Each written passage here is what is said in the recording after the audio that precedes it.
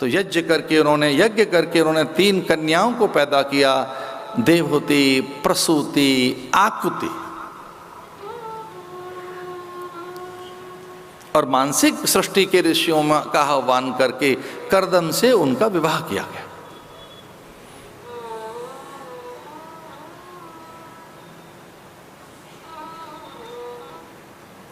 कर्दम ने कहा मैं आपकी कन्या से विवाह करना चाहूंगा, आपकी कन्या मुझे वर्ण कर रही है, बहुत अच्छी बात है। पहले स्वयंवर होता था, पहले कन्या ही वर्ण करती थी, स्वयंवर होता था।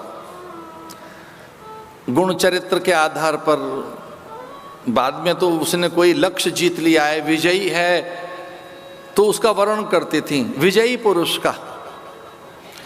पुरुष का कन्याएं पहले वर्ण करती और उसके लिए वरमाला तैयार करती थी, जयमाला तैयार करती थी कि जीत कर आएगा। वधुमाला नहीं थी, ये बाद में वर भी में एक माला पहनाने लगा, पता नहीं वो कब आरंभ हुआ है, राम जाने। अब 2 मालाएं देखी जाती हैं, अन्यथा तो एक ही माला थी। वर्ण करते थे। कर्दम ने कहा आपकी पुत्री मेरा वर्ण कर रही है। ये वर्ण जो है यज्ञ में होता है। वर्ण करते हैं कि हम 2 तन एक मन होंगे। वर्ण काल में तो यज्ञ और होता, ऋत्विद, आचार्य, यजमान एक हो जाते हैं। यज्ञ काल में, उपासना काल में, पूजा के समय, अनुष्ठान के समय जो ब्राह्मण आचार्य आपके आया है, यज्ञ काल में जो ऋत्विजय होता है और आचार्य है, ब्रह्मा है, वो एक हो जाते हैं। एक ही संकल्प होता है उनका, एक जैसा मन बन जाता है उनका। पति पत्नी का भी एक ही मन हो जाता है। वो तन 2 अलग अलग तन है पर एक मन। इसलिए सप्तशती का एक अद्भुत मंत्र है और उसमें ऋषि प्रार्थना करता है कि मेरी पत्नी कैसी हो। मनोरमाम देही मनोवृत्तानुसारणीम तारणीम दुर्ग संसार सागर से कुलोद्भवाम। हे परमात्मा मेरी पत्नी कैसी हो। तो ऋषि प्रार्थना करता है मनोरमाम देही, पत्नी मनोरमाम देही। मुझे यज्ञ करना है, तारना है स्वयं को, कुल को। मुझे देह से दूर जाकर अपने सत्य को अनुभूत करना है। मुझे प्रज्ञावान, शीलवान बनना है। मुझे समाधि अर्जित करनी है। मुझे ब्रह्म साक्षात्कार करना है। मुझे सत्य को अनावृत करना है। तो मुझे यज्ञ काल के लिए पत्नी कैसी देना। हे परमात्मा, हे पराम्बा, मुझे कैसी पत्नी मिले। मनोरमाम देही, सुंदर तो हो पर कैसी हो। मनोवृत्तानुसारणी, मनोवृत्तानुसारणीम तारणीम दुर्ग संसार सागर से। और वो तारणी हो, वो तारण कर दे, मेरा नहीं मेरे कुल का भी। तारणीम दुर्ग संसार सागर से कुलोद्भवाम, मेरे कुल को तार दे। यज्ञ काल में ये ऐसे शपथ लेते थे गुरु शिष्य सहनावतु सहनो भुनक्तु सह वीर्यम करवावै, ये कहकर। अथवा रूपोसी रूपोमयी देही, तेजोसी तेजोमयी देही, बलमसी बलमयी देही, सहोसी सहोमयी देही। हमें सामर्थ्य देना। तो कर्दम ने कहा होने वाली पत्नी से नहीं, देवहूति से नहीं। देवहूति तो इतनी मान्या, ज्येष्ठा, श्रेष्ठा थी। उनका तो तेज अप्रतिम, अपूर्व तेज था उनमें। कर्दम का साहस ही नहीं हुआ अपनी पत्नी से बात कहने का। उन्होंने तो अपने ससुर से उनसे कहा कि देखो आपकी पुत्री मेरा वर्ण कर रही है, तो मुझे आपकी पुत्री से एक बात कहनी है। क्या कहना है? बोले मेरा अंतिम लक्ष्य सन्यास है। दरअसल में मैं सन्यास लूंगा। तो मुझे ये बताना था देवहूति को कि मुझे सन्यास लेना है। संतानोत्पत्ति के बाद जब योग्य संतान हो जाएगी तो मुझे सन्यास लेना है। और उनके मुंह से ऐसा निकल गया कि जब मेरा पुत्र पैदा होगा तो मेरा पुत्र सामान्य तो होगा नहीं, मेरा सामान्य वीर्य नहीं है, मेरी सामान्य धातुएं नहीं है, मेरा सामान्य संकल्प नहीं है। मुझ में तो ईश्वरीय अवतरित होगा, मुझ में तो वैष्णव चेतना ही जागृत होगी, मुझ में कुछ और नहीं, परमात्मा ही प्रकट होगा सकल विभूतियों के साथ। तो मुझ में तो कोई पूरी चीज निकलेगी। अब वो ये तो नहीं कह रहे कि मैं पूरा हूं, तो मुझ में से पूरी चीज निकलेगी। अब बात तो यही है, आप अगर पूरे हैं तो पूरी चीज पैदा होगी, अधूरी नहीं होगी। चिंतन से अगर आप पूरे हैं तो कैसी वस्तु निकलेगी? यद्यपि हम पूर्ण ही हैं।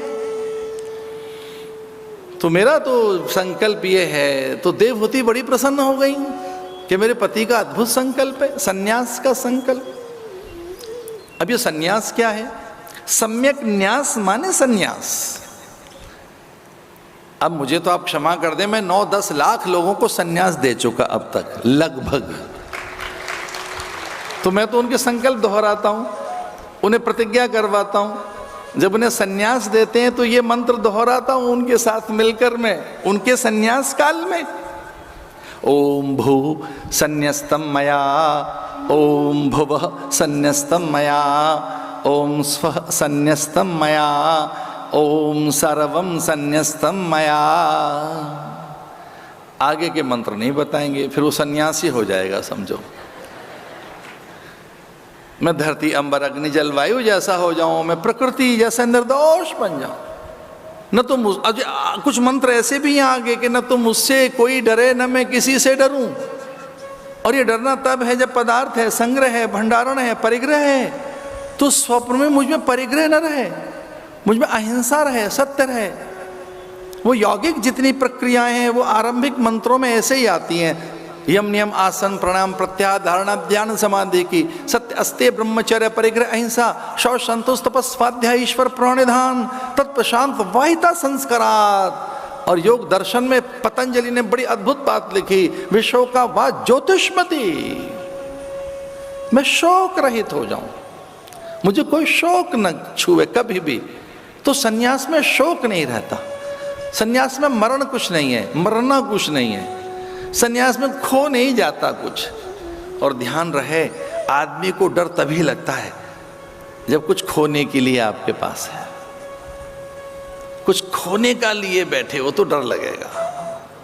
डरते वो लोग हैं जिनके पास कुछ वैसा है खो जाएगा। जो खोने का डर है सबसे बड़ा डर है। अब क्या खो जाएगा? धन मान संपदा ऐश्वर्य विभूति सत्ता, और ये मेरी चर्चाएं, ये मेरी गाथाएं, ये मेरे किस्से, और जो मेरी लोकप्रियता है, जो मान्यता है, अथवा जो मैं चर्चित हूं, शिखरस्थ हूं, शीर्षस्थ हूं, अथवा जो मैं अग्रपंक्ति का प्रथम आसन लेने का जो अधिकारी हूं, ये खो तो नहीं जाएगा? ये तो इंद्र को भी रहता है, ये डर तो उनको भी रहता है। इसलिए जब कोई तपस्वी यहाँ तप कर रहा होता है तो फिर वो किस ढंग से पंचबाण लेकर रति और कामदेव निकलते हैं, या रंभ और वसी मैन का तिलोत्तमा आदि, अथवा वो अनेक सिद्धियां और नाना प्रकार के प्रलोभन। तो सन्यास माने इसमें खोने के लिए कुछ नहीं है। अच्छा, कुछ लोगों को तो ये भी डर रहता है हमारा रूप सौंदर्य तो नहीं चला जाएगा, देह तो नहीं चली जाएगी। इसे यात्रा करने वाले लोगों से कहते हैं ध्यान रखना, संभल के जाना, ये टेक केयर। अरे भी हम ठीक ठाक है ना, ध्यान रखना जरा, मेले में जा रहे हो, खो न जाए। तो सन्यास माने क्या? जिसमें कुछ खोने के लिए नहीं है आपके पास। विश्व का वा ज्योतिष्मति, जिसमें कुछ वैसा है ही नहीं। तो जिसमें तन भी एक साधन, एक पात्र है, ये देह भी एक प्रकार का पात्र है, देह एक साधन है बस। तो देह ये काया की कारा से जिसने छलांग लगा ली है, वो सन्यास। तो करदम ने कहा मैं सन्यासी बनूंगा। पुत्र के आने पर देवहूति ने प्रसन्नता से हाँ कह दी। लेकिन जब उन्होंने संतानोत्पत्ति के यज्ञ किया और कामना की, और वो उस संयोग और परस्पर सहकार के भाव से संकल्पित हुए, तो देवहूति ने कल्पना की, पराम्बा की कि हे माँ, मेरी कोख में आप आना। नारायण आए तो ये तो साधु बन के चला जाएगा, तो आपका मैं आह्वान करती हूँ। खंग बंग पाश भेरी भिंदीपाल मुदगर विविध आयुध, और अपनी करुणा और अपना ऐश्वर्य वात्सल्य, अपनी प्रज्ञा मेधा रितंभरा ब्रह्मता लेकर आप मेरे कोख में आ जाओ। तो ऐसा कहते हैं कि जैसे उनके माता पिता ने भी पहले कन्या पैदा की देवहूति, तो देवहूति से भी पहले कन्या पैदा हुई, और एक नहीं 9 कन्याएं, 9 कन्याएं। और उन 9 कन्याओं ने पूरे जगती को प्रकाशित किया। उसमें एक अनसुईया भी प्रकट हुई, तो ऋषियों को ब्याह दी गई। वैदिक ऋषि अत्रि और अत्रि की पत्नी अनसुईया पैदा की। असूया न रहे, ईर्ष्या न रहे, द्वेष न रहे।